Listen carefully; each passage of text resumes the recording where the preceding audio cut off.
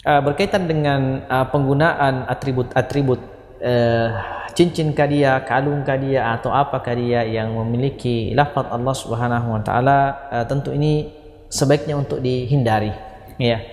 Karena tentu lafaz Allah Subhanahu wa taala lafzul jalalah yang memiliki kemuliaan ini semestinya tidak digunakan serampangan begitu saja, ya, oleh kita, ya.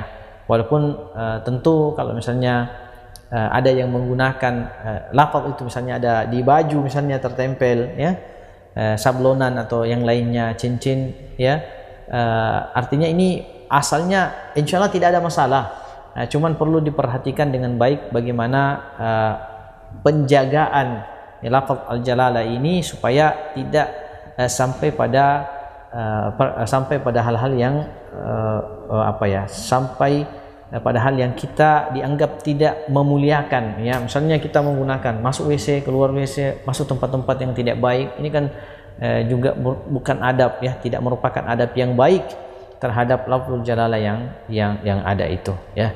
Walaupun para ulama kan berbeda pendapat apakah boleh memasukkan Al-Qur'an itu ke dalam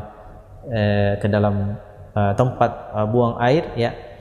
Ada yang mengatakan boleh, ada yang mengatakan tidak boleh. Walaupun secara umum kalau saya melihat lebih baiknya untuk tidak memasukkan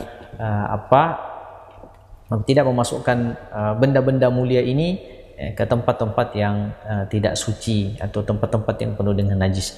Yang kedua, ini pertanyaan yang kedua yang penting adalah berkaitan dengan bisakah menggunakan atribut-atribut itu yang berlafazkan Allah atau berlafazkan Rasulullah SAW atau ayat-ayat Allah itu sebagai tameng dan sebagai obat, ya, seperti itu, ya, ya. Jadi tentu kita mengatakan bahwasanya segala sesuatu yang terjadi dalam kehidupan kita ini, ya, adalah ditentukan oleh Allah Subhanahu wa taala. Ya, kita boleh berlindung kepada Allah Subhanahu wa taala, atau kita dalam kehidupan ini tempat perlindungan kita hanyalah Allah Subhanahu wa taala. Makanya ketika Nabi mengingatkan Anas bin Malik dalam sebuah hadis yang cukup panjang itu, ya gulam, inni uallimuka kalimat ihfazillah yahfazka, dan seterusnya.